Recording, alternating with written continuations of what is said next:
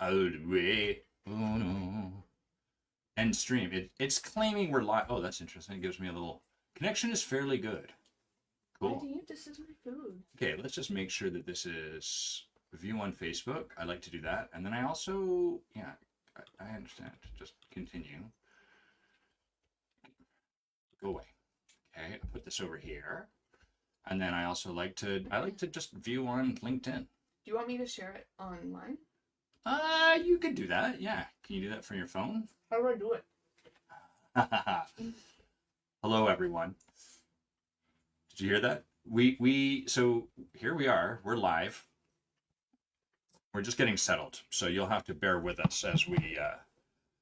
In our house, we have this way that it goes with time, where we have something scheduled at 10 o'clock, and what Bay will do is she'll have a call that will end at like 9:58, and then that will lead to we get on. Are you making fun of me? Oh, I'm just describing what's happening with Murph. Hello, Brooke. Hello. Okay. Okay, so we're here. We're live. So. I should change this headline. Maybe I'll change. How do I change my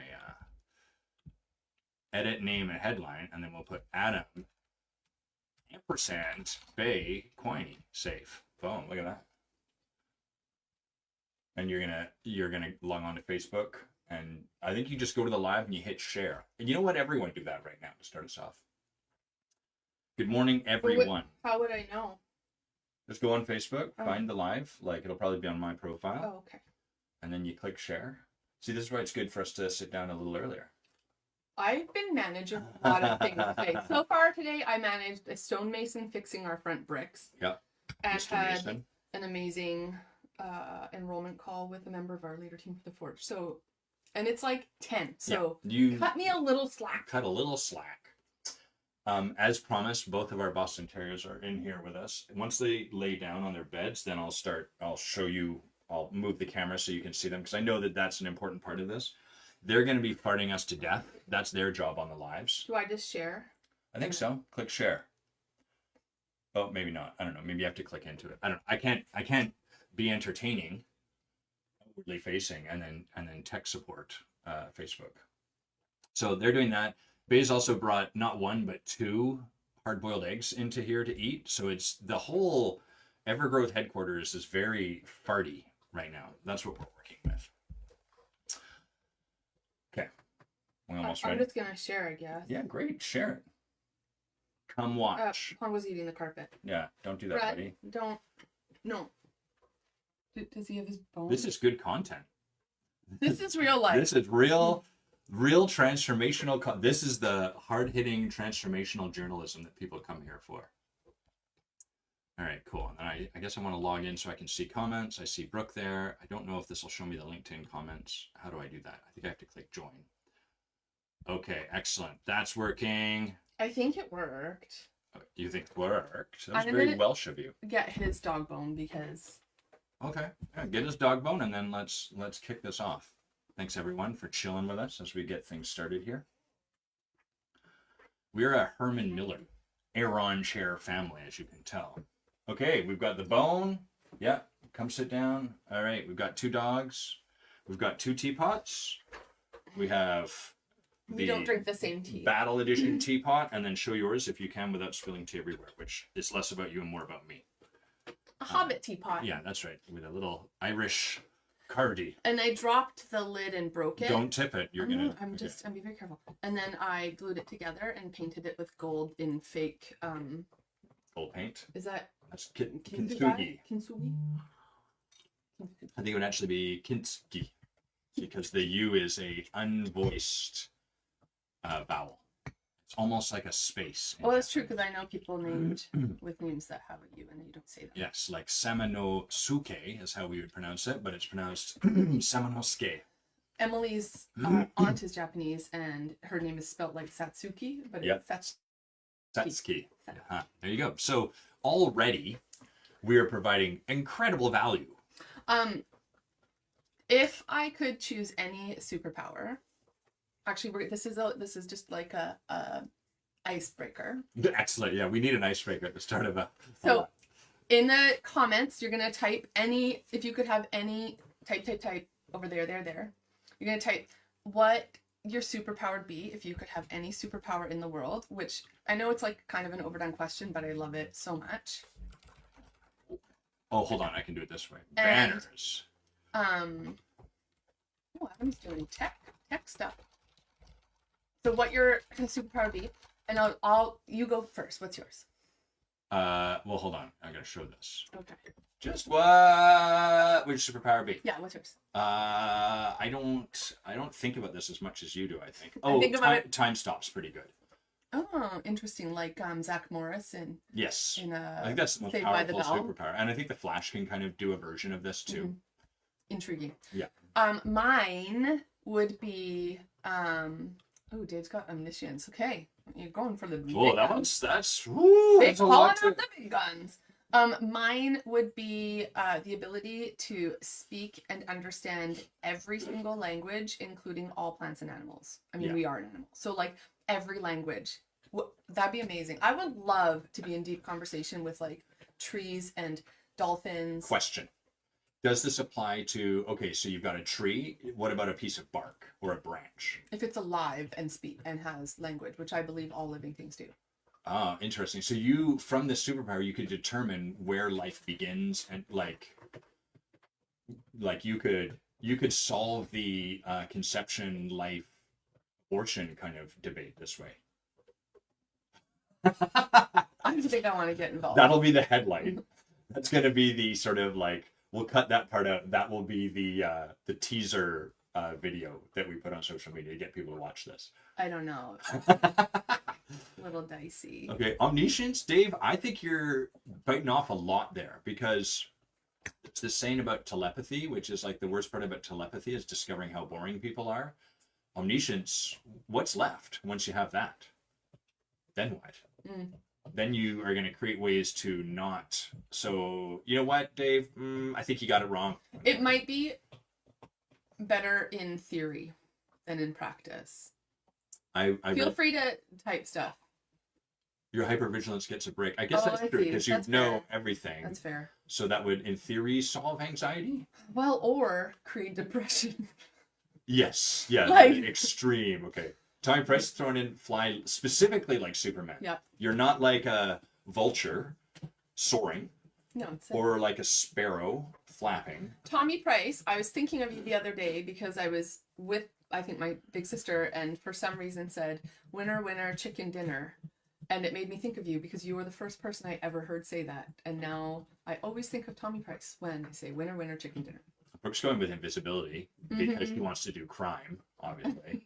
The crimiest of, well, mine's probably pretty crimey. You're pretty crimey. Yeah, I'm very crimey. Mine could be crimey because I'd be like I could just be like a super spy. I could speak I could sit in any cafe anywhere and I would hear things. No, chairs aren't alive. Oh, that's right. Okay. Plants, though. Wouldn't that be so great? Imagine talking to like a 300-year-old tree. Or that we learned, what was it? There was a shark. It's a 400-year-old shark swimming around Iceland. It's one of the oldest, I think one of the oldest living invertebrates. Is it a vertebrate? Whatever. Creatures. And that shark, it's a female, was swimming around the ocean while Shakespeare was writing his plays. Yeah, pretty cool. We can show comments on stage. How does that work? Comments take the stage. Live comments from viewers will appear on screen during your stream. Keep the conversation going and make your audience part of the experience. Okay, well, we'll see how that goes. That could be a win or it could be a epic failure. Yeah, anyway. We'll find out. So, yeah, okay, cool.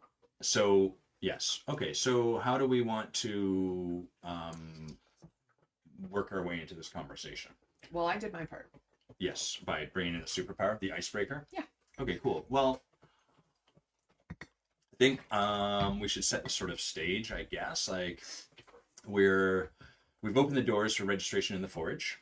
The Forge is the program we run from September to May that is for coaches and leaders that want to be transformational in their approach. So I'm going to talk about this a bit, and then I think what we should do is talk about like how we got here, just the past couple of years, that sort of stuff. Yeah. So when we say be transformational in their approach, for a coach, that's fairly obvious, because what coaches do is they work with people to support people to show up differently in their lives, assuming that person wants to show up differently in their lives. And a lot of coaches are trained in these tools and these techniques and these approaches, but they don't really cause, you can, it's sort of like the difference between learning how to ride a bike from a book and being able to tell someone all of the tips and techniques about how to ride a bike versus like actually like having that wisdom or that experience in your body, where you don't have to know about the dynamics and the physics of the bike to be able to ride it once you truly understand it. And so what people come to the Forge for, or what people work with us for, is because they're like, I have a company and I want the company to be such that, yeah, it makes a bunch of profit. Yeah, it, grows in size and scales and all that. But also I want people that come and work at my company to have their lives transform as a result of that. So just by interacting with the company this person works with, everyone else's lives get better, become more fully expressed, all of that sort of stuff. So that's what the Forge is about. That's the program. We run it along with a bunch of other amazing people on our leadership team. Yep. And the doors are open for registration, and that program has gone through a lot of ups and downs over the last few years in particular. Yeah. Yes. I mean, I think like anything, there's been growing pains along the way, because growth is an innately uncomfortable and challenging space to be in, which people often forget. Like, I think we glorify growth. I know I'm rabbit holing, but just one sec. Like, in general, I think the capitalism kind of promotes and applauds growth, like, and continual growth, and there should always be growth, right? It's a very unnatural state, and I think we're seeing the costs of that.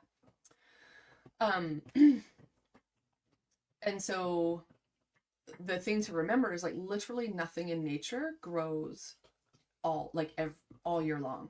Mm-hmm. Like, to everything there's a season, and growth is no different. So instead of like always be growing, it's more like there's periods of growth, like expansion, and then there's periods of contraction and expansion. And the contraction might feel unpleasant or unnerving. It can be really uncomfortable, it can be frightening, all these things. But it's actually necessary, right? It's like your muscles don't get bigger while you're working out. They tear and get damaged while you work out, and it's in the rest and recovery that the repair happens, and that grows the muscle mass. And so I have all these examples that I could give because I'm a giant nerd, but yeah, I think that we've had these experiences of growth, and they've been uncomfortable, and just like any human going through them, we would rather we weren't going through them because they're not pleasant and they're confronting. And a lot of times when we're faced with the challenges of growth, I think most people just give up. Like, they either don't lean into it because it's daunting, or the first contraction experience they feel, they just kind of are like, I don't like how this feels, and they stop. But I often am reminding my clients, like, when they're in that squeeze part of the contraction, which is like, I don't know if you remember this, but when you were young, you went through growth spurts. And especially probably when you were a baby, but you wouldn't remember this, but when you were in your teens, you had some pretty significant growth spurts, and they probably caused you physiological suffering. Yeah. I had really bad shin splints when I grew really quickly. And so that's these are the parts of growth that I think we conveniently forget. Yeah. So let me add a little more context. So I think there's a like stereotype maybe that is also perpetuated / sold. And the stereotype is like, if you do this kind of work, then over time you'll have less unhappiness, less sadness, less fear, and stuff gets smoother and smoother and smoother. And I can remember talking to a friend of mine who's deep in this work, and we were just in a conversation. I was like, yeah, do you, like, as you do this, do you find you're less sad or, like, just happier more often? And he said, well, yeah, I'm happier, and I'm more sad, and I'm more peaceful, and I'm more, like, riled up. Mm-hmm. And he said, if if you're sort of using transformation to not have to feel any of those things, you're missing the point entirely. And really the aim of all of this stuff is to become more fully expressed as who we are naturally, alongside all of life. So that means that we can feel more of what life brings us, both the good and the bad, both the ups and the downs. And so I think our intention, at least for the start of this, is to sort of share like some of those ups and downs. Yeah, if I can add to that, Sure. I kind of want you to tell me who it was, but I think I know. But it's flat. Oh, cool. Not who I thought. But I think that the most powerful word for me in his response was the more, right? So it's like, I gotta experience life still, but I just have more access and capacity for a greater breadth of the experience I'm having. That more, I can hold more, I can be with more, and that includes the dips that are really challenging and hard, and it also means the like joyful parts. Like I would say that I am happier in my life now than I have ever been before, and it's not because everything's perfect, and it's not because I've just had a series of stunning years filled with like unicorns and rainbows, but my capacity and willingness, I think, to be with the willingness, and then the capacity that I've developed to be with the more of the unpleasant stuff has also increased how much space I have for joy and peace and all of the good things. So Jeez. So let's talk about the last couple of years, maybe. Sure. You want to kick us off? No, I want you to. I think it's better suited to you because it's been more. Your year's been the catalyst for a lot of this, right? Like how things have gone. In the Forge? Yeah, because that's been a function of your mom and all of that stuff. Yeah. I mean, some of it. I don't think all of it. Uh-huh. Depends what we're talking about. Guys, we don't have script in case that's unclear. So, I mean, if I go back like 2 years. Yeah, 2 years ago, I didn't know my mom was sick. Like 2 years ago, right now, I did not know my mom was sick. I was, at that point, we were kind of in a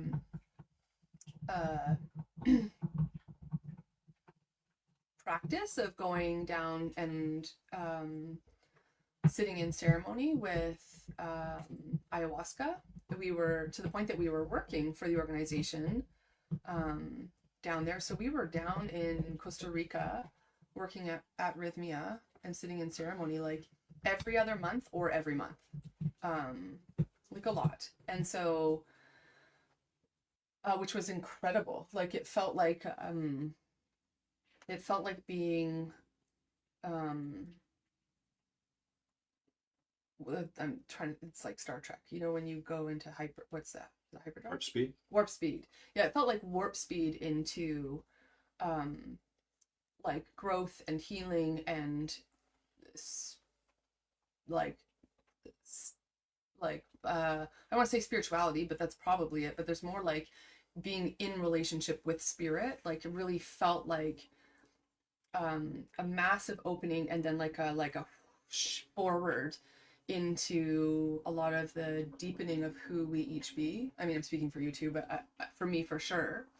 And that all felt pretty great and exciting. And, you know, like 2 years ago. Oh, maybe I should provide some context for the Forge. I'm thinking at this time. Yeah.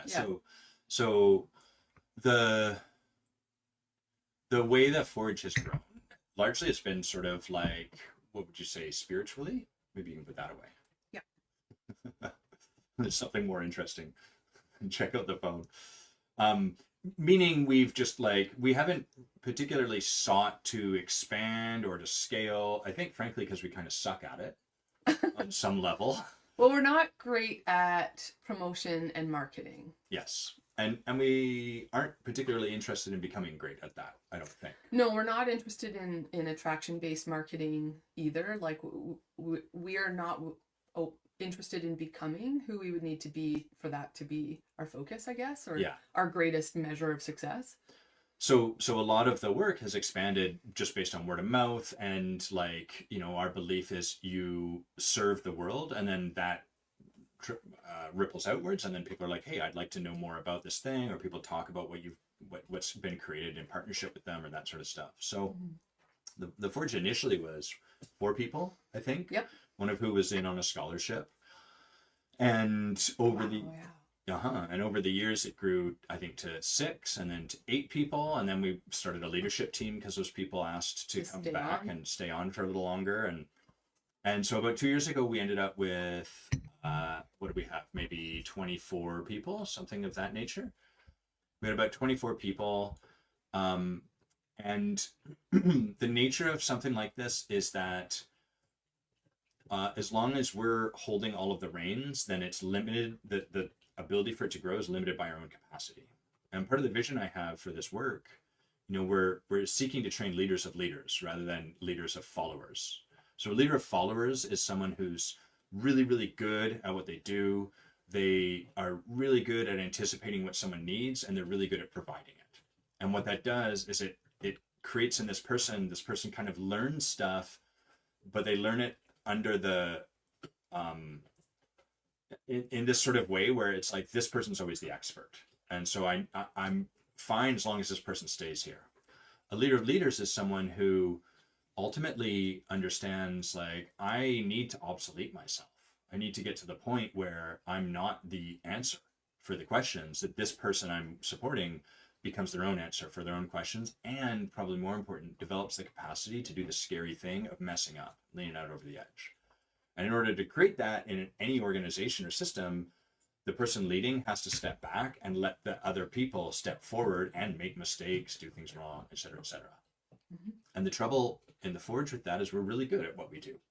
We've been training in this work for like the better part of 15 years each, and have a wealth of training and background and practice and all of that sort of stuff. And so what was happening in the Forge at this time was we had this vision for a leadership team that could start to take over more and more of the stuff. We were leaving to go spend more and more time in Costa Rica, so we were less present here. And then simultaneous to all that, I think it would be fair to say, like, we hadn't, and it's really important to me that we kind of take all the responsibility here, like, we hadn't provided enough to raise that leadership team up that they could step into the space, and we weren't stepping out enough. Would that be fair? Yes, I mean, Adam and I have had this conversation infinite times, and I agree with everything you're saying, and I also believe that's only part of the story. I don't need to share all the parts of the story, but I agree with what you're saying. Okay. So the way that kind of unfolded was a couple things happened. First, we had an amazing year financially about 2 years ago. Best year we've ever had. Sort of one of those years where you're like, I've arrived. And then that's where we get to like everything kind of falling apart. Fair? Sure. Yeah. So now we can bring in like your mom getting sick and stuff like that. Yeah. Well, so then I found out my mom was sick. I think I found out in August. Yeah, that's right. It was in August. And then found out in September that it was terminal. And there's no way I'm getting through this without crying at least once today. You're looking for Kleenex? Yeah, I got you. I'm okay right now. And like, I don't know, like things started getting, I don't know. Again, there's other things I would say that are part of the story that just probably don't need to be spoken. But like the other parts, right? Outside of our 100% responsibility, there were also other factors because we're dealing with people. And I will also say that all of that, I'm not trying to be hedgy or secretive. I just don't think it's important to share those details. But I do want to say, like, I think there's more to the story. And I think the most important thing that I would say is that, like, we are human beings dealing with human beings in this ride called life. And all of that comes with a lot of uncertainties and choice, which we are very much in favor of choice and decision, but that means that things can change, right? And people can change their minds and make decisions that maybe aren't best aligned or no longer in shoulder to shoulder. All of these things are true. And so, I mean, I think, there were a couple of months there where I didn't know really what was happening. I mean, I knew my mom was sick and I knew she wasn't going to get better. And then after a couple months of that, and my mom and I had been estranged for, I don't even know how long, like a year or 2 years. At least. And I didn't know why. Like, I actually didn't know why. It had just sort of happened. And you initially, I mean, in the early days, it was because there was no possibility to create the relationship you wanted without yeah, but hurt, that was like right? yes, Yeah. this is, I mean, it wasn't, my mom and I had a challenging relationship for most of our lives together, and it was just her and I growing up, like, my whole life. So it was challenging and rocky at the best of times, and I think especially as I began to heal and differentiate myself as a person and heal the wounds that were there for me so I could step into being Bae and not just reacting from trauma Bae. Reacting from trauma Bae is actually a pretty amenable character. So she has no boundaries and will likely do whatever it takes to make the people around her fairly happy. And so when I started healing... Ideal person to have around you if you're the one. Yes. Yeah. Yeah. And so it's funny because I often share with people that, I have to own my part in the cycle that my mom and I had created, and people will be like, no, like, you're victim shaming. I'm like, I feel no shame. I feel no blame, but I really do think it's important for me to own that through divine design, spirit and the universe put my mom and I together to learn and heal from each other. And my part in that was that, my worst part in that was that I really enabled some of the ways that my mom was with me that weren't great. And I don't feel like that's victim shaming. It's just honest. Like, again, if you have someone who's really amenable and very people pleasy, it's going to make it really easy for you to, I'm trying to be kind because none of this is there for me. You can probably tell energetically. There's nothing there. I got no stuff on this anymore. And so I'm trying to honor my mom's memory because this is not who she left as. But anyway, it was challenging for many years, and there were ups and downs, and we had brief moments where we kind of came together. 2014, I had just decided that I was gonna be whoever I wanted to be as a daughter, and what happened to our camera? I think the Wi-Fi maybe went wacky. Okay, hopefully that sorts itself out. It's right when I had feelings. Yeah, your feelings knocked out. Yeah. I'm just going to restart our camera here. Please continue. They can hear you. Will it wreck the video? They can hear you. Okay. And so, yeah, I had like created like some pockets with my mom that were really good, as I was healing and growing in my own self-determination. And then things got bad, and I truly couldn't have told you what had happened that had that the most recent estrangement occur. Like, there wasn't like a particular fight, it just had occurred.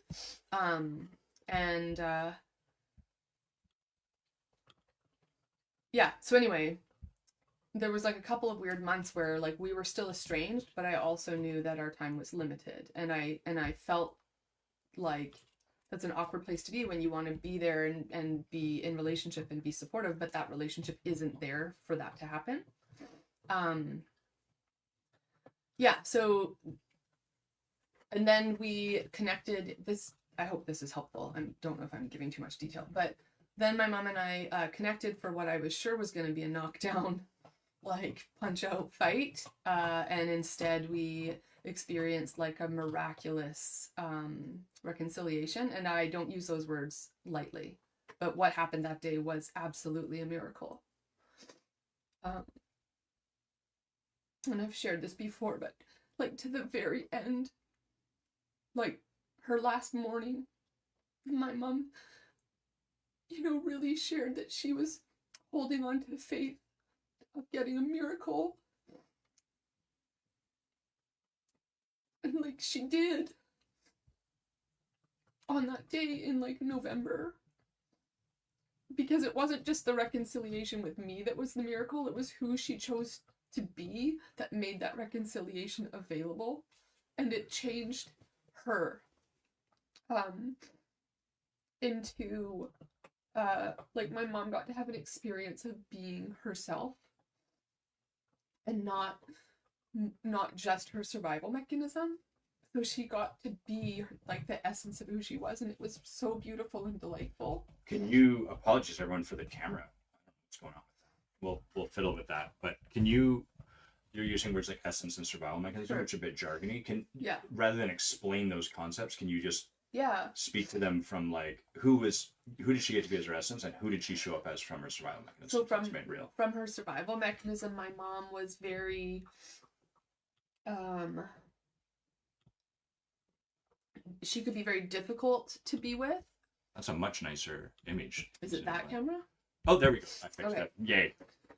So from survival mechanism, which, apologies for the jargon, I think it's fairly self-explanatory, but, like, just difficult to be with, contrary, impossible to please, and so challenging set of qualities is when you're impossible to please but have expectations of perfection from everyone, including yourself.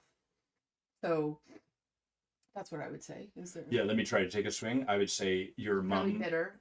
Your mom, instead of working really hard to not feel the heartbreak she felt and to deal with the fact that she constantly felt like she was being kind of like put down or stepped over or not appreciated by people. Yeah. Instead of all of managing that, she just came back to a place of being able to meet the world with love.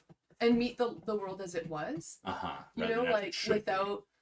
It's not like suddenly everyone leveled up and met her expectations. It's that suddenly she could just be with who we were and who she was, and not who she thought we should be and who she thought she should be. Because that, I think, was truly the source of her wounding and her suffering, ultimately. And I see a note there from Philip, and she got to feel connected. Like, it was so... Everyone talks about it, because everyone, again, it feels like I feel a little, like, bad saying this, but, like, everyone knew my mom could be very challenging, a very challenging personality. There was no one in mom's orbit who had not gotten into a tussle or been on mom's bad side, and no one that she was connected with at the end. And my mom was connection. She was connected to so many people, and for, like, really the first time, that connection was pure and just filled with joy. Like, she was so joyful. She was the most joyful person, and she was dying, and she was in pain. She was afraid, and she was in pain. And she was grateful and joyful and fun to be around. Like, it's just, so I only got 5 months with that version of my mom. So on the one hand, it's not enough, and on the other, it's everything. I'm okay. This is not unpleasant for me. It's just feelings. And so while we, the funny thing about the human spirit is that you can be pretty... Denial is a wild beast. And so while thinking, like knowing what was going to happen, you can also, like, pretend it's not happening, and no one wants to talk about it. And so my mom was dying of cancer, but her death was really quite a surprise to all of us. The way it happened and the timing of it, we weren't expecting. Neither was she. So anyway, last April is when I lost my mom, and I had to take a step back I really had been taking a step back since about November. Like, so I kind of took the foot off the gas in my business, happily working with the clients that I have in my private practice, but really not looking to create more because I wanted to have space for my mom and space to spend with her and help her, you know, get to her appointments and just be there for her and with her. And then she passed, and there's a lot to deal with. My mom's entire apartment is still in our garage. Thank you for your patience. I promised to be gone by December. It's not. December 2035. Yeah. Oh, look at this. The camera's doing this again. It's so weird, but I think we have the solution now. We go here. Oh, look, good camera. And then we go back here. Yay. It's so weird. Yeah. It's like a really bad TV cut. Yeah, so anyway, I slowed down in my business and then stepped, I don't want to say stepped back a little bit. I mean, I took about 3 weeks off to deal with my mom's estate. And I actually just had a beautiful conversation with Rocky. Rocky's right here about that period where I stepped back, and I know some people felt like I disappeared or were worried about my capacity, but I feel like at that time who I was being was very boundaried and clear about what my capacity was. And inside of that, I showed up 100% inside of what I was clear about. But anyway, it's still challenging, right? Because there's always an impact. Like, especially as a leader, I'm always going to be willing to take a look at, like, regardless of my intention and my clarity about how I'm showing up, there's also the impact. And it's not, sometimes you hear like, it doesn't matter what your intention is. The only thing that matters is impact. And I don't think that's true. I think intention really does matter as well, but I needed to be aware of that. So anyway, it was like a challenging year for me personally. And I think in like November or December, the year before, in 2023, we decided to make some changes in our business, especially hot on the heels of that really good year. And so we made a positive change in terms of like how we run the what would that be, like the administration, or maybe it's for me to share this part. Sure. Yeah. Okay. So that is kind of the background of what was going on for Bay. And I had started this by sharing, like, we had a really great year. And then we'd done some reconciling with how we did our taxes. All of that's just not that really interesting, I don't think, to share. Pongo, can you stop pulling up my carpet, buddy? Go fart. You're better off here, farting bring instead this of over here. destroying my carpet. Come here. And so that great year, coupled with the reconciling we were doing financially in our company, led to like a massive tax liability that we had to pay down. And so what happened was kind of like a confluence of a whole bunch of things. Bay's mom passed, and that put you, notwithstanding the 100% inside of your boundaries, it put you at like a much reduced capacity. Yep. I think that'd be fair. Financially, we got this big kick in the crotch. And then we also had breakdown in the forge. And the part that I think is really salient here is that we probably didn't have the capacity. Well, what was called for, I think, from us was to step out further and to allow people to step up more. There's a bunch of other stuff, but that couldn't really happen because we were still learning how to do that. You know, as you build something, whatever it is you do, you're going to become really, really good at it. You're going to become almost great. You're going to become great at it. And then you're going to be faced with an incredible challenge. And the challenge is you're going to be able to do what you do better than anyone else because you've been practicing it for so long. And if you want to train someone else up, they're going to make mistakes as they learn how to do what you've been doing up until this point. And that's really like, there's no rule book to follow for that. There's no set of steps that we walk through that's like, do this, then do this, then do this. Then you'll feel scared. Then you'll meditate this way, and then your fear will go away, and then the person will become as good as you are, and then blah, blah, blah, blah. It's not like that. It's an analog process. And there's a bunch of variables. That's right. And so all of this was happening. And what that led to was at the end of this year, where we were holding a lot, practicing this kind of expansion, but not being very perfected at it, we could say. Like the Forge kind of had a huge breakdown. And what we ended up having was, I think, I don't know, most of our leadership, pretty much all of our leadership team moved on. Yeah. Bless them. And where we were left was like a much reduced size of program. So the program went from, I think that year was maybe 25, 26 people down to 12. We went from maybe 8 or 12 participants, plus we have a leadership team, down to 4. And on top of all of that, social media had been changing. So the whole landscape of like social media has, and I'm sure you've noticed this, has radically shifted to where like so much of it is now advertisements, AI slop.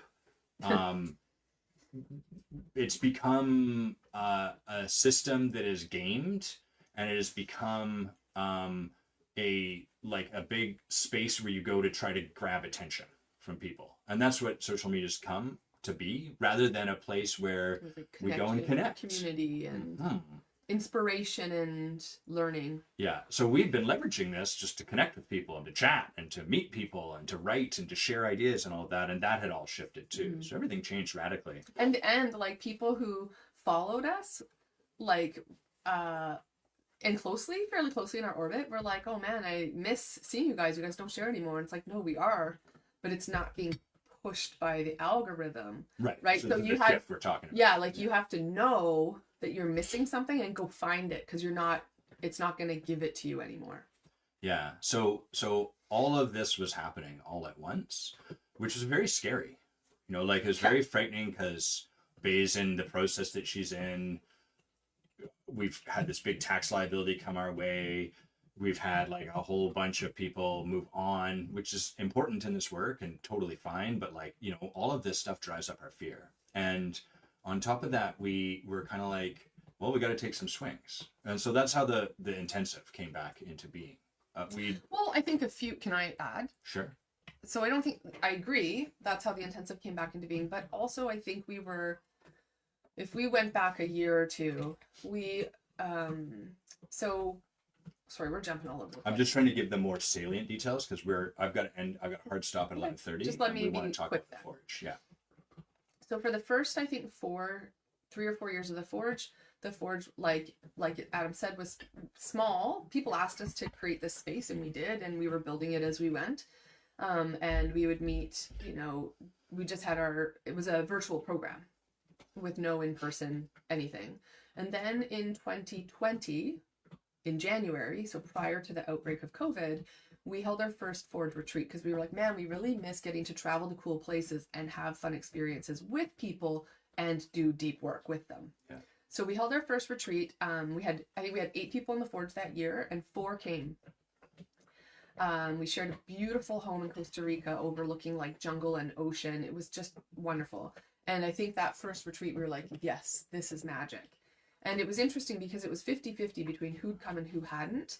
And the impact of the people coming was palpable. So that's where we committed to, like, we're going to do this every year. We're going to do a retreat. It doesn't have to be Costa Rica, but we love Costa Rica. So it's been Costa Rica ever since.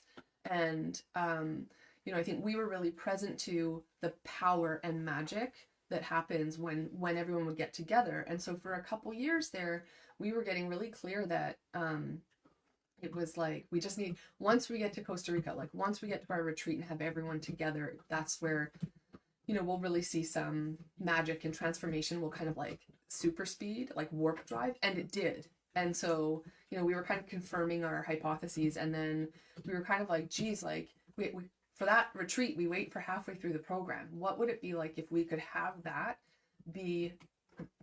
connection and community be in place from the beginning? And so last year, 2024, we ran our first retreat, our first intensive in Victoria, and the public could come. You're getting a little further ahead. Can I finish the track I was on? So what I want to set up here is that in the midst of all of that stuff, we were like, we need a different way to connect with people, was one of the things. 2, this camera, I don't know what is going on there, but take that so camera. Weird. Of course that's how you would fix the focus on a camera. That's what everyone does in movies too. When their camera goes off, it's like in the Peloton. We just need a light so we know where to look. Yeah, that's right. So all of this stuff was falling down, so to speak, we were in a breakdown, and we were like, there's a different way to go about this. And intuitively, I think we felt like the intensive was the approach to go. And we also, to your point, felt like we need more touchstones for our leadership team and the members of the Forge, so that we can kind of, instead of starting disparate and then coming together in the middle and then coming down from that, we need more ways of being in person. We need to set that up. And the thing that is important to me about this is that you probably couldn't have chosen worse timing for us to launch an event like this. You know, like, the intensive costs money, and it's not a moneymaker. And we held the first one like 6 weeks after my mom died. Was it only that long? I guess we've been planning it maybe before that then. We must have. I can't be that your mom passed away and then we're like, we should throw an intensive. No, but I'm just saying, like, that's... No, I understand. I'm just making sure I've got it tracked. So we I mean, Bae was obviously deep in her grief. I think that's fair to say. Yeah, but I think... Yes, but we'll come to that in a sec. Like, no good reasons to run this. And I think that's a really important... I really want to underline that timing. Because what was there for us, one was like an intuitive, visceral kind of like, this is what we need to do next. This is the next step, coupled with a million really good rational reasons why this was absolutely not the next thing to do. Yeah. Followed by running the event, and we can talk about how it was for you and me and all that in a sec, but like running the event and it not being a huge moneymaker. And like, events rarely are, unless you're Tony Robbins, I think. Sure, but my point being more like, I want to illustrate the transformational process rather than generalize it that way. Like, bunch of shit, intuitive sense of what is next, call towards something, bunch of really good reasons why not, do the thing. Yeah.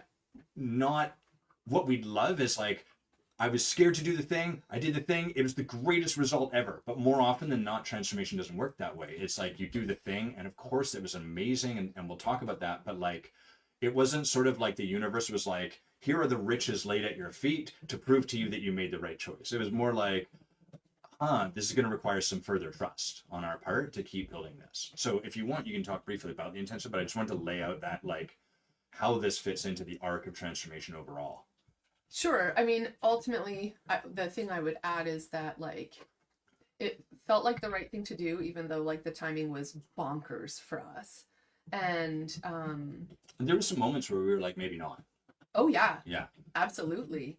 I mean, like you said, it's a big investment of time and also money. Like, booking conference rooms is not cheap in a hotel. Like, it's not a small endeavor. And we also, you know, like, people are committing their funds to come, but also their time resources as well. Like, it's a big ask for everyone. And you know, it's sort of like, well, this is a great idea, but maybe it's not a good time. But the reality is, like, there never is a good time. Yeah. You know, we weren't ready, but we did it anyway. And like every inspirational, like, thing you've seen on Pinterest, and that's, by the way, that by itself, I'm not saying is like the way to do it. It's not like you should try to be not ready or like rush headfirst without doing any planning. Like, we knew what we were doing. We had held an intensive in 2019 and it was very, very wonderful, which is why we had been like, we kept meaning to reinstate them, but we just had a lot going on. We bought a home, we like moved, we were traveling a ton. COVID. My mom was sick, COVID, so we couldn't hold events. So like there were like real factors as to why we hadn't done it again, and we still held the vision and commitment of doing them again because we knew the magic that was available. And also part of our commitment was, you know, we get to see this magic inside the Forge, which is wonderful, but not everyone is going to come to the Forge, and we want this work to be available for the world. Yes. So how can we have some of this be accessible to people who aren't necessarily coaches or leaders looking to develop their leadership in joining a program like the Forge? And so the intensive seems like the way. And so, yeah, so that's kind of like the thing. I mean, I would say we held the event and like very quickly we're like, yeah, like this is exactly what we thought it would be. It is magical to watch people come together. It's spectacular to have an actual platform that our Forge leaders can come into and play and practice in. It has definitely created that glue that we were looking for. We've got people who are connected now, even if they're not in the Forge, people are connected who would never have met. Yeah, I can't say that for sure, but like probably wouldn't have met. And so, and I think one of the really important things is even despite it being like a terrible time and like rough, you know, for 1,000 reasons because of life going on and where I was at and where we were at and what we were coming up from after last year in our personal lives, but also in the Forge. One of the things that I think was really potent about it was that it also like sourced you and I in the work. Like it reinvigorated our vision and our faith in the work that we do, which that hadn't really gone anywhere, but you know, we were limping through the marathon at that point. You know, we'd been battered by the waves of life. Yeah.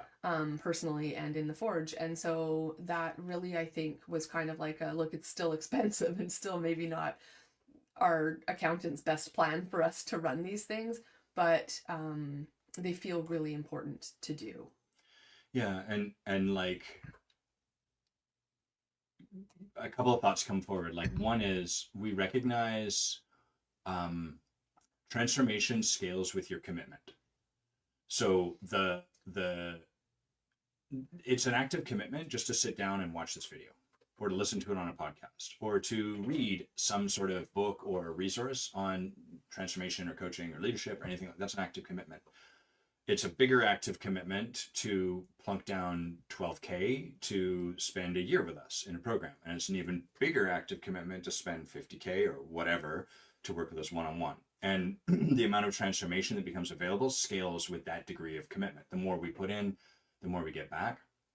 And so one, we wanted to create this way for people to get to put a little more commitment. Thank you, camera, for the little moment to pause. And we're back. We wanted to put a way for people to commit at a medium level, I guess, like to put a little bit more on the table, but not to have to go so far as to like invest, 5 figures. And Distracting me. Oh, sure. Yeah. So there's that. And what was the second thing I had? Oh, yes. Often when we talk to people about this stuff, they'll share, things just aren't lining up right now. I'll wait until the next time. And of course, we understand that very well at this point. But there's another part to that, which is if things continually seem to not line up and it remains a thing you're telling yourself you want to engage with, it's probably never going to line up until you decide to have it line up. Because honestly, I don't think things are ever going to line up for the intensive. No. I don't think it was going to come together until we decided we're actually going to throw our hat over the fence and go and get it. Yeah. And that's, most of the stuff that's, the Forge happened because we just decided we were going to begin to do some of this work this way. And then it's scaled from there. It's grown from there.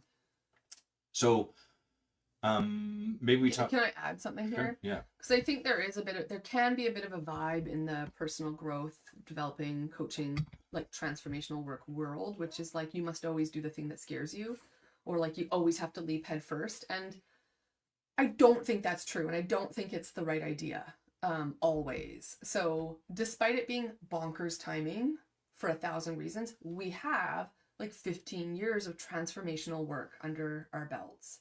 We each work with our own coaches. We're incredibly supported. So we're not saying that the thing to do, like I just want to make sure that we're not sounding like we're saying, hey, you must always do what you're terrified to do and just close your eyes and hope that something catches you on the way down, because that would be foolish. That's not always the right decision. We're sharing for us in that moment. We realized that there was not going to be a perfect time, and we did it anyway. And that while it's not always great to jump headfirst into things without checking it out, a lot of times people, ourselves included, will spend so long worrying about what might happen if we jump in, or like, might there be rocks, or what if there's a shark, or we'll like ruminate and anxiously worry about things and try to figure out the right timing for so long that you never do the thing. And so if that is a pattern that is familiar, which it is for most humans, it's worth at least looking at, you know, well, there's probably not going to be a time when I am ready. So what would I need to be ready now? Like, not ready in the mythical way that I think I'll feel ready, because feeling ready, you probably never will. But could I do the thing? Could I start? Could I begin? And that's a different conversation. Yeah. So we, you know, the end of the Forge, this really challenging year that we had, was when we were like, you know, we'd come back from January, and it'd been really like a real, like Base said, an injection, you know, a positive injection, because it's been a tough year up till that point. And we hit that midway mark. It was a challenging retreat. And on the other side of it, everyone was like rejuvenated. And we were like, we're pretty sure, you know, the way we lay this out is that we run these 2 intensives that are open to the public. And those are free for members of the Forge to attend. And then we also have the retreat, which is free for members of the Forge. And hello, Pongo. I'd rather be farting. And so we were like, you know what? We're going to run one at the end of May, and we're going to invite all the members of our Forge. And many of them didn't come, and that's totally okay. But I'm sharing that more because that's how these things will go. Anytime you launch something new, you know, the most exciting part is when you share that you're going to be doing a thing, I think, on social media or whatever, because everyone's like, amazing, like, I can't wait, I'm so excited. And the most challenging part is when you then follow up with those people, and you're like, hey, so it's happening. Here's you were really excited. registration. Yeah, and then it's crickets. And so this is just inevitably the way this sort of thing, in my experience, typically tends to go, unless you have a platform of 6 billion people or whatever. And even then, I'm sure. Yeah. And so we ran the intensive on May, was our first time after 6 years, pre-COVID. Then we ran it again in September. And then we finished 2 months ago, the May intensive. And it's been super cool, because what it's allowed is, one, more space for our leadership team to step into the roles of leadership and practice. And I'm going to take a quick digression here to talk about plant medicine. At the end of a long night of ceremony, where people were working with ayahuasca and going through the challenging work that is, someone put their hand up. Not in the Forge. That's right. This is separate. Clarify. But there's some parallels, which is why I'm sharing this. Someone put their hand up and they asked the shaman during the sort of closing talk and the opportunity to ask questions. They're like, boy, your team is so skilled, and like knew exactly where I was, and didn't like give me the answer, but didn't like leave me hanging, and like really supported me through the process. And I'm just in awe of how attentive and well you guys practiced. How do you train this? And his answer was super simple. He said, we've been where you are. We have drunk a lot of the medicine, and we have been on the mat, and we've had the exact same experience you have. And he said, you know, like, I can tell you the operational approach, and of course we have that, just like we do in the Forge. And there's all this stuff that we take care of and do and don't do. And that's not how we forge, so to speak, this kind of leadership or this type of skill. We learn it by being in it ourselves. And so that's what the intensives provide, is the opportunity for our leaders to take a swing at leading and then get some correction, so to speak, some feedback, some training in the moment, which is incredibly uncomfortable. But what happens when you get that feedback and learn to stay your course and to stay grounded in your being and to practice applying it and to be with all the feelings of embarrassment and all that, one, you learn how to move through that. And then two, you can turn around and have a tremendous amount of empathy for the next leader that you're training. Because when they start to have that, and when they start to like, oh, I can't believe I'm doing this, you know what, someone else take over for me, you understand exactly what's going on there, and you can lovingly sort of stand for them like, no, you're doing great, stay the course, keep practicing. And so these intensives really provided an opportunity for us to like move our leadership team up to a much greater extent than we had the capacity to do so up until this point. I'm not sure. Sorry. You can pause and then let my point land. Oh. It's okay. Go ahead. Pongo needed a timeout, so I apologize. And I'm not sure if while I was dealing with that if you said, like, is this the answer where it was like they drink a lot of medicine? Yes. Yeah. And so us creating the intensives as well as the retreat, like these touch points, are like ways that we as leaders and our leader team and the members of the Forge, like that's us drinking our medicine. That's us like having the opportunities to practice, and not just practice in our in the blacksmiths, I guess that is a smithy, whatever, the Forge, inside the Forge, but actually in the world with real people, real time, real life, you know. So yeah, I always think that's a really beautiful answer for whatever the thing is. It's like essentially it's like they practice. Yeah. So let's talk about, I think it'd be a good time to talk about like what the Forge looks like what this all looks like these days, and then we can talk about sort of like what we're excited about, or sure, the vision we have or stuff like that. So these days we're still, you know, birthing something, I think is the best way to put it, and learning about what makes the most sense. But the Forge has evolved at this point to like this program that runs from September to May. We have 2 intensives that bookend it. So those happen the last week of September, the last week of May. And what's cool, I think, about that is that in September, all of the people that are going to go on this year-long transformational journey together get to come together, get a solid dose of transformation under their belts, but also get to just stir coffee and talk bullshit with one another.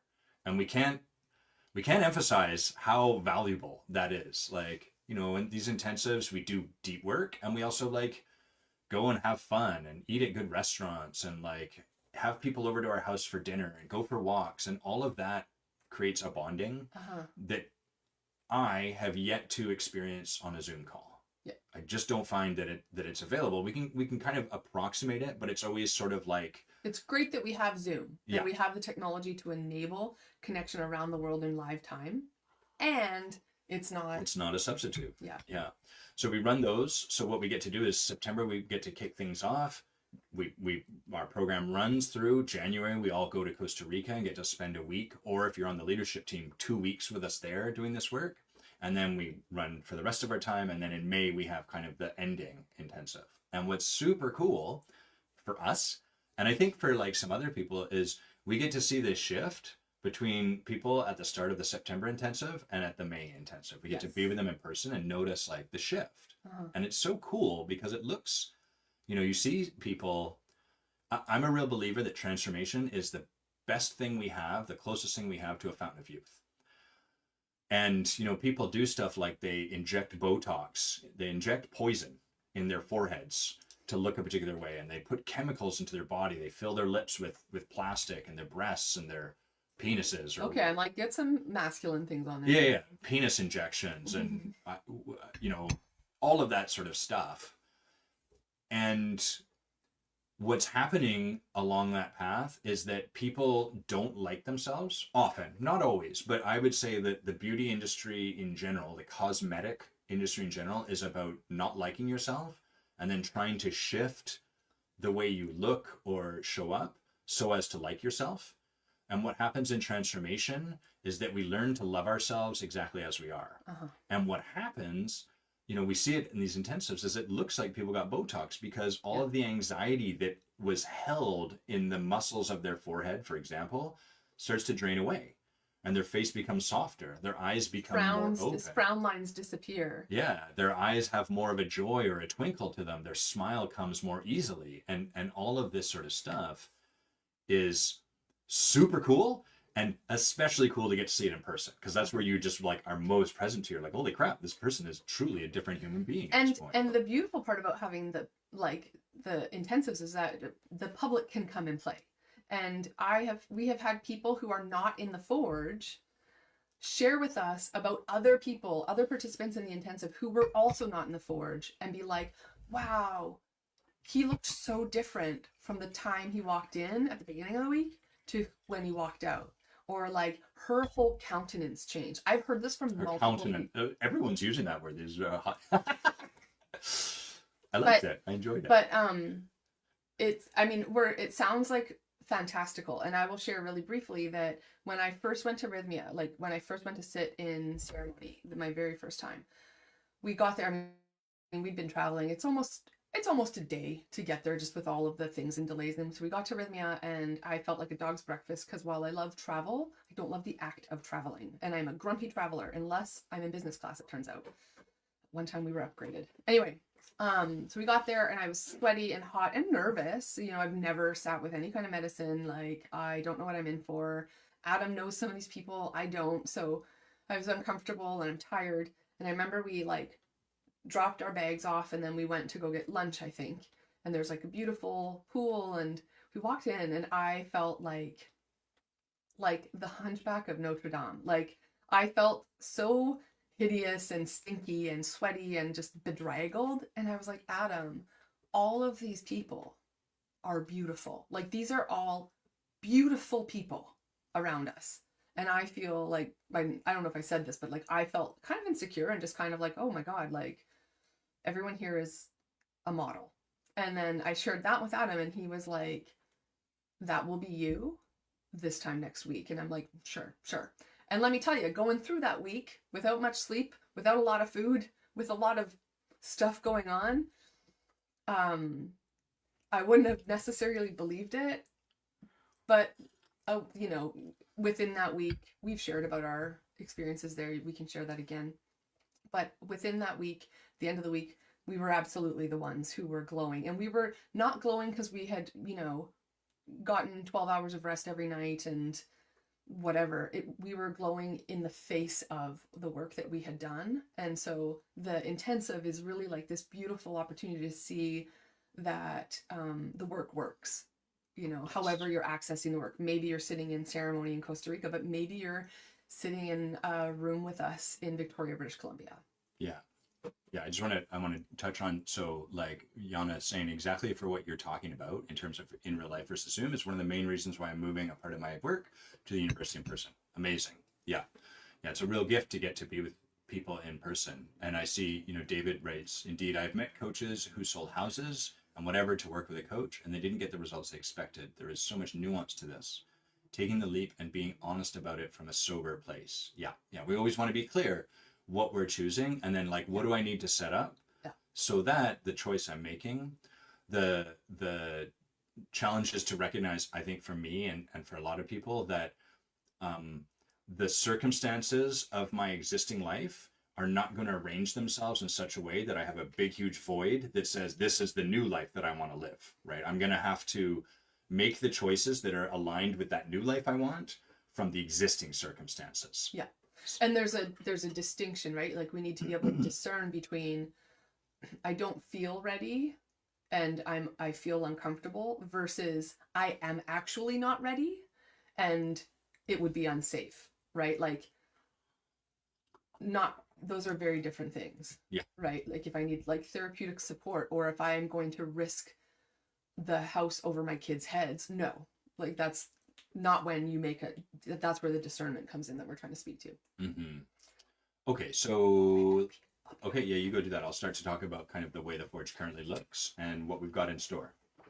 So we've got, you know, the setup as I was describing. We've got the intensive, we've got the retreat, we've got the final intensive, and then there's this year of work that people are going through. And in the Forge, we want to really create a couple of things. We want to give people a new language, because the model I like to use is like, imagine if you've learned to live on this two-dimensional plane.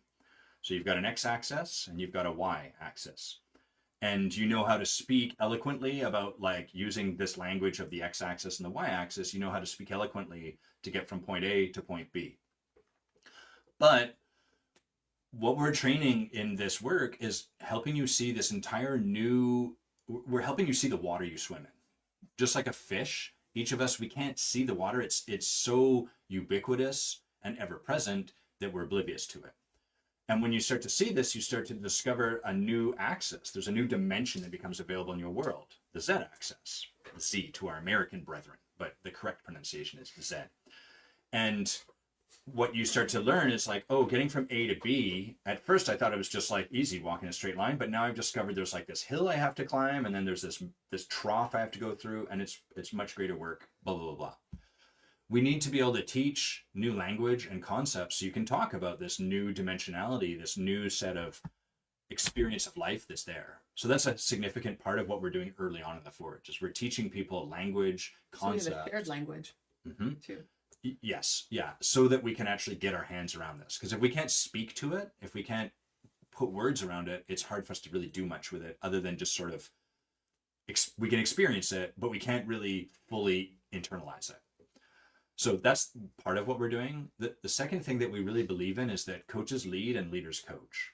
So what that means is that coaches have to be leaders. If you are a coach and your life's a mess, people just aren't going to buy that medicine that you're selling. We have to be consuming our medicine. We have to model a life that is profound and rich and fulfilled and, you know, fully expressed, and where we're receiving all of what life is bringing us. Not, just I want to, going back to what we were sharing earlier, not a facade of perfection. Yes. Not a facade of success, not pretending to be something other than we are, right? So not being impervious to life as it happens or oblivious, because then, I mean, then we actually can't empathize with anybody. Yeah. You know, so it's, but in the face of what life gives us, which sometimes are very challenging, heartbreaking setbacks, that we are still committed to those things, a joyful life, whatever it is for us. Yes. Yeah. And you see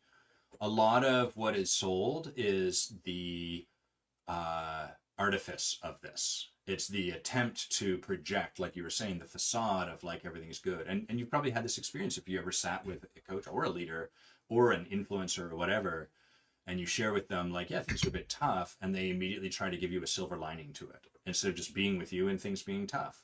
You know, that's what they've learned to do in their life. When things get tough, they silver lining it, and then they don't have to feel tough. They don't have to feel sad or whatever. Here's why it's okay. And that's not what we're interested in, and we would assert that's not really leadership. That's just finding a more sophisticated way to keep from having to face the fullness of life that's here for us to feel. So that's coaches have to lead, and then leaders have to coach. And leaders have to coach because leaders, their job is to develop more leadership. And the way we do that is through the modality of coaching, which is to say we don't give them advice. We help them find their own answers, and we help them along the path of learning. It's a lot like, if anyone's a parent, you probably have a taste of this already, right? Like if you have a child struggling to ride a bike, you don't say, give me that, watch me.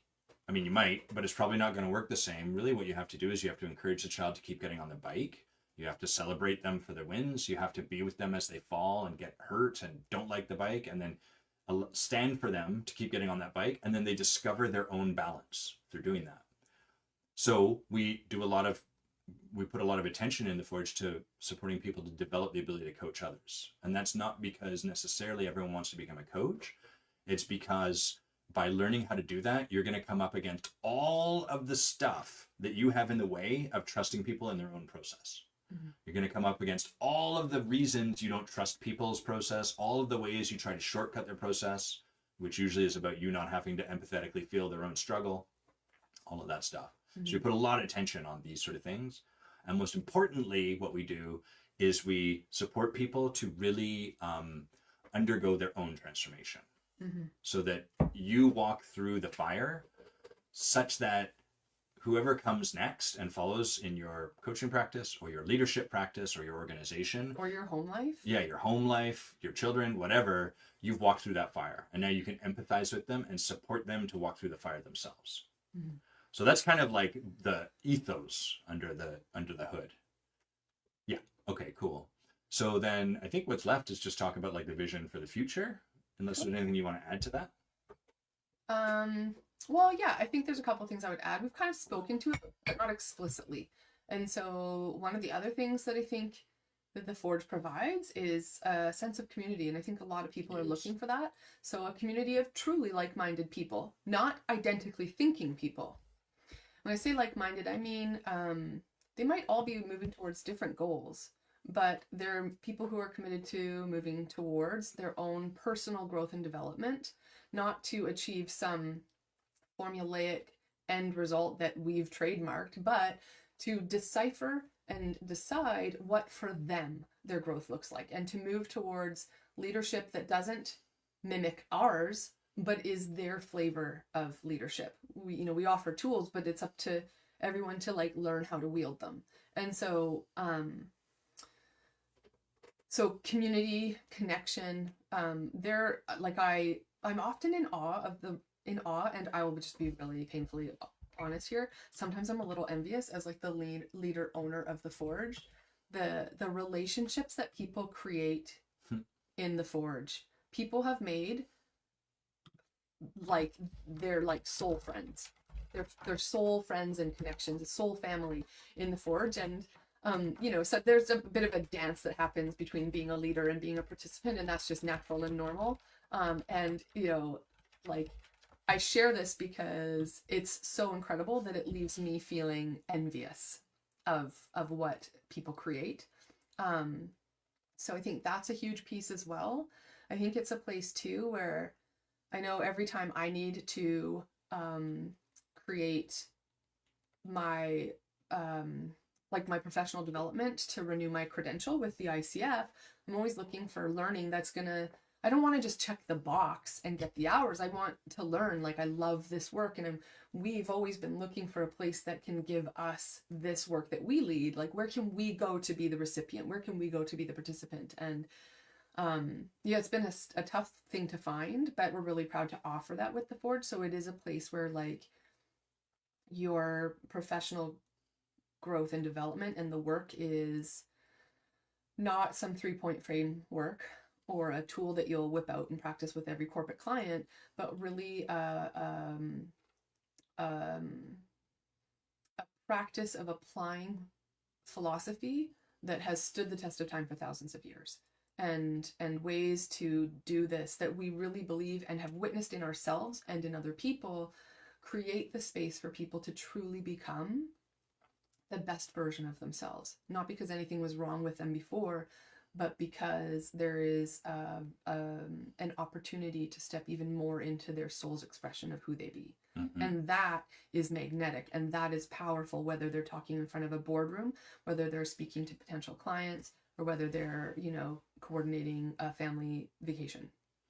Yeah, there's like a part to community I want to speak to, which is like, what we do as humans is we collude with one another, and we do it subtly. And collusion is the perfect antidote to transformation. So I want to, briefly as I can, describe this.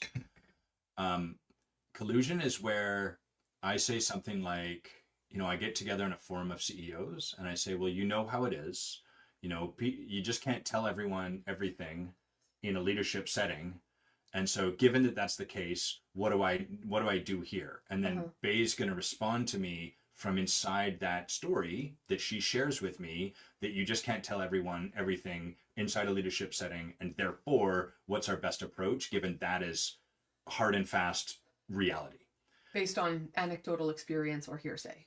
Yeah, or however we arrived at it. Sure. But the thing is that like the collusion happens without either of us being aware of it. It occurs like genuine advice that sort of worked for Bay and blah, blah, blah. It's best intentioned. And it's totally fine.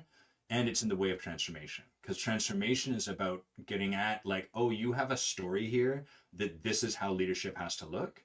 And from that story, it's closed off certain avenues and possibilities that may be available down those avenues. Those aren't available to you. And so no matter how much advice you get from no matter how many people there are in your forum or your group or your reading group or whatever, it's all going to lead back inside. You're basically exploring the limits of this closed sphere. And so when we talk about a like-minded community, we're really talking about a community of people committed to breaking that up, to not colluding with one another. And that really requires something. And so that's part of what's available down this path, this methodology, this approach. Okay, so let's briefly talk about like some of the things we see for the future. Sure. Just because that's kind of cool. So like broadly speaking, the vision we have for the Forge is that we get out of it. Like on some level that like it can spin off. Like what we want to do is raise people to the point where they can lead this work. And we don't care if they call it Jim's Jam Shack and you go and you get transformed there, or if they call it the Forge, Japan, or whatever it happens to be. But the game we're playing for is to develop people's leadership to the extent that they would like to have it developed. Is my camera going? Yeah, I could tell. I'm getting better at picking this up. Oh, yeah? What about this camera? You lasted a long time that time. Yeah. Pow, we're back. Boom. But ultimately, we want to like build the leadership to that extent. And so people come in, they'll do that first year of Forge with us. And for a lot of people, that's all they needed. They're like, that's amazing. I've got this language. I've got this understanding. I've really had this shift. This was the injection of ontology that I was like, everything I was needing or wanting. Yeah, I got it. Amazing. And other people are like, I want to go deeper into this work. I want to be held to a higher flame, a higher gradient. I want to continue to work like this. And I want to build more leaders in the world. Great. That's what we have the leadership team for. And that's the vision we have for it, is ultimately whether or not that's what they end up doing, which is to say, go and build a new forge or whatever. That's the level of expertise that we're seeking to cause in people, as such that they could if they wanted. And then other things that we've got in mind, like we really want to build a community that is greater than just this year-long program. Because often what will happen is people will be in this program together, they'll create lifelong relationships, those people get really tight, but then the wider community kind of falls away. And so we're working... Some of that's natural. Absolutely. Yeah, we're all busy, we're bombarded by social media, but we're trying to create something that can grow beyond that so that it can be a little more persistent, and so that you have a place to share your transformation memes, which is very, very important, isn't it? Well, I mean, I think even when I think of people over the years who have fallen away, that sounds like weird, but like have essentially stepped away from the community of the Forge. The people we're still in touch with most of the people who've ever been in the Forge, and like some of them are like, I'm still yearning for the community. I miss the community, and it's like, man, like we've been trying to build the community separate from the Forge itself. And how do we build that so that people, can be a part of that community, whether they're in the Forge this moment or not. Yeah. And again, we're in the unknown, we don't know how to do this, and it probably needs to happen, not just with the two of us steering it, but in partnership with our leadership team and stuff like that. So that's one of the things that we're seeking to create. We want to create more opportunities for like the wider community. So opportunities to sit in various types of ceremony or stuff like that. So, optional. Of course. Yeah. Not attached to the program, but like such that these opportunities are available, because there's so many different ways into transformation. And we carry the lineage, I would say, of one in particular called ontological work, along with a few others. But we want to really provide sort of a place where people can nucleate around the idea of living transformed. And then what do we do from there? What do we want to create together? How do we want to, partner or collaborate or any of that sort of stuff? So those are like two of the big things that we're working to create this year. And then finally, I think we just want to grow those intensives. We'd like more people to come and get a taste of this, because the cool thing about transformation is when you get a taste of it, your life transforms to whatever extent it does. A little bit, a lot bit, doesn't matter. And then you go back into the world and the world experiences you differently. And when you spend time around someone who's been in transformational work, you have this experience that sounds like, what's different? What did you do? What's going on? Why are you smiling? And that may be an outward conversation or one inside, but that curiosity is how then the next person gets to transform. And as we transform more, we become more loving. We become less driven by our fear. We become more open to what the world presents to us, and life becomes easier. Well, I should say simpler. Yeah, I was going to say. Well, let me just say one last part, and you can qualify it. Simpler and more harmonic. We're more in harmony with what is happening around us, as opposed to in reaction to it or resistance to it or whatever. Yeah, that was going to be my key piece, which is like, again, this is not a panacea for solving your life. We are not offering a 3-step system that guarantees life being easy and you having manifested infinite income. Like, that's not fucking real anywhere. Happy to debate that on a future live, but it's more that there's a version of you that will never be done while you're here, and we believe, I believe that's our soul's journey. And we've come down here to meet ourselves. so that whomever or whatever you believe, if anything, is holding the fabric of this universe together and creating what this is, this whole thing that we're in. So, so we can like meet ourselves and know ourselves, so that he, she, it, they can do the same through us as an expression of, I would say God or spirit. Mm-hmm. And so it's not that you do this and life magically gets better and your spouse can read your mind and your kids just behave better. It's not. It's that you have more space and capacity for your own humanity, and the magic that creates with the people around you will have people noticing the shift in you. And when the world notices the shift in you, you will notice a shift in the world. And that is some of the best magic of this work, is that when we do our work, and we got to start here, it's an inside out revolution. So we got to start here and we start to do that work. We show up differently. People will notice. And the world will notice, like the universe spirit notices. And it doesn't mean that then the spirit's like, and here is a puppy, like here's everything you've wanted.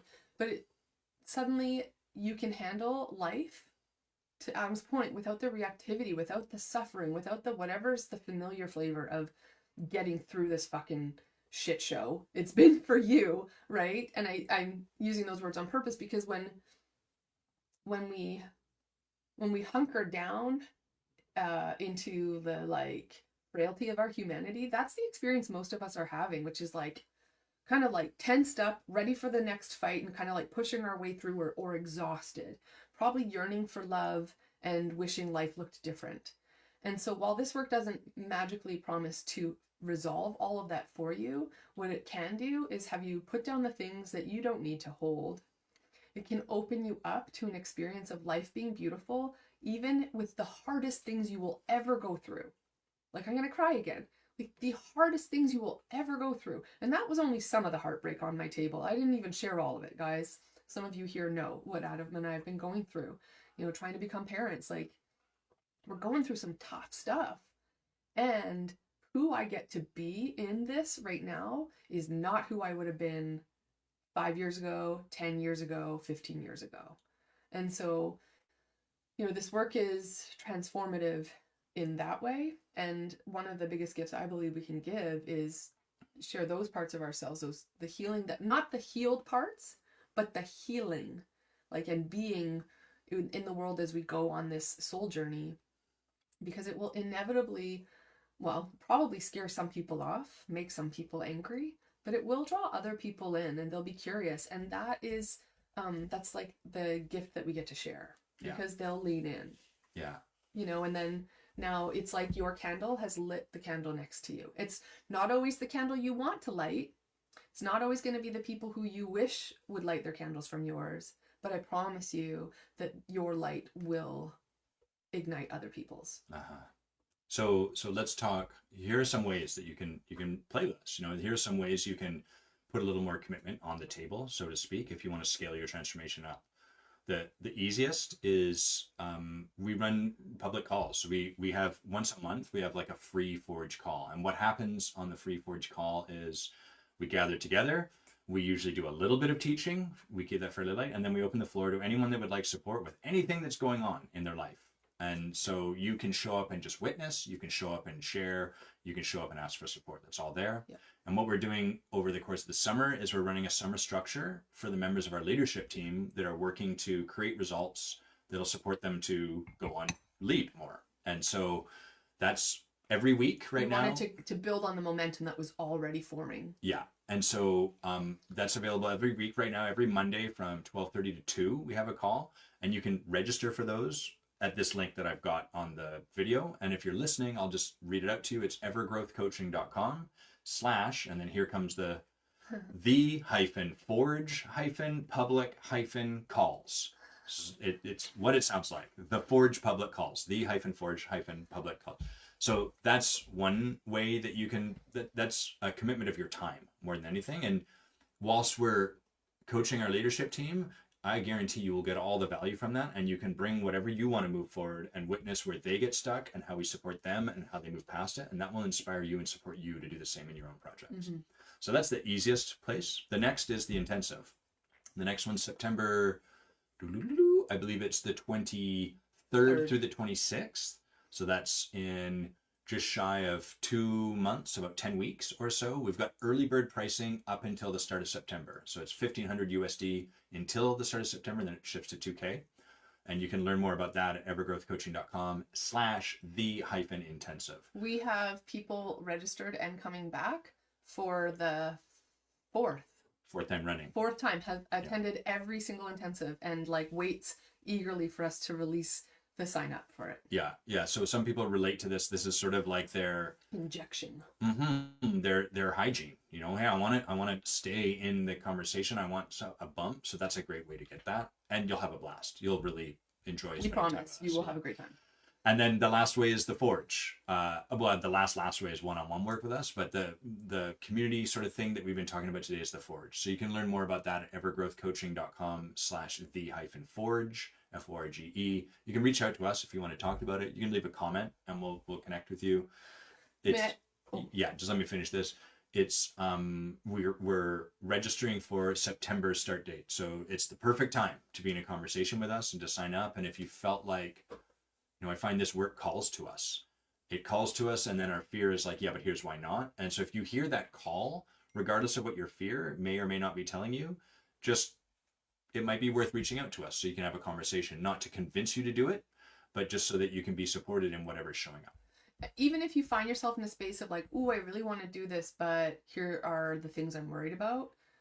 Like I have objections or fears or worries about it, or I don't know how I would do it, reach out to either of us and we will happily jump on a call with you and see where we can get with supporting you. And there's transformation available in that conversation, regardless of whether you do the Forge. Regardless of the outcome. I promise you we're not attached. We're attached to you getting where you need and want to be. That may be the Forge, it may not be. Yeah. I just want to add 2 things. You have 2 minutes before I have to end so fast. Okay. So one of the things that's super cool about the Forge, we've spoken about the community and all these other things. And in case it wasn't obvious, if you're in the Forge, attending the intensives and the retreat are included in your tuition. Yeah. So you get to come as a part of your Forge membership. So it's paid for you you just have to get yourself to the intensives. You have to get yourself to Costa Rica, but everything is covered there. Yeah. I think. And then, so that's pretty cool. And the last part is, I really want to acknowledge, because I've seen some of these names and faces here today, and acknowledge the Forge for being a space that does something really unusual in this world and in this work, which is we have people who stay with us for years and years at a time. And we also have people who come participate in the Forge and then go back into their world, into their lives, and sometimes stay in the orbit of the Forge and in the community, and other times don't, and then will sometimes reappear even years later and be like, I want to come back. And I think that's really a testament to the work we do in the community that we create. And so if you're listening and you're one of those people, just know like that door is always open, and we're always happy to see any familiar faces come on back. Cool. We did it, and right on time. So thanks everyone for tuning in. Yana, Rocky, David, Jason. Who else did we have here? We had Tommy, Philip, Brooke, Dave. It's great to get to be with you all. Thank you all for being here. And anyone else who didn't write a comment but has been here, thanks for joining, and just reach out and let us know if you have any questions. Yeah, we love hearing from y'all. So have an awesome weekend, and we'll see y'all soon. Peace. Ciao. The stream is over.